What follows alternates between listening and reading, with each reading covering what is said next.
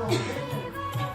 जब आप अपने शरीर से उठकर अपने मन और अपने चित्त को उस परमेश्वर की तरफ ले जाते हैं तो वो हुआ योग।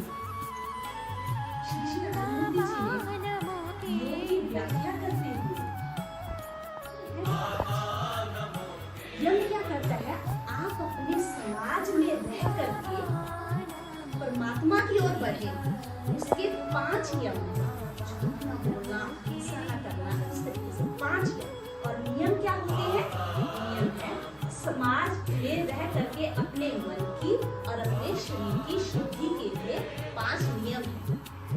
आपने प्रेशर नहीं देना है। तो इस तरीके से यहाँ जब हम कौशकी करते हैं तो लेडीज में क्या है, कई ऐसी डिजीज होती हैं जो कि लेडीज में ज्यादा होती है। तो उसमें क्या होता है कि जैसे आप ये आपके पॉइंट्स हैं, जब ये प्रेस होते हैं ना तो मैक्सिमम जो पॉइंट्स होते हैं हमारे पैरों में होते हैं। हमारी बॉडी की हर एक जो ऑर्गन है उसके मैक्सिमम पॉइंट्स क्या होते हैं, पैरों। ठीक है, तो ये ऑटोमेटिकली प्रेस होंगे जब आप इस तरीके से टैप करते हैं।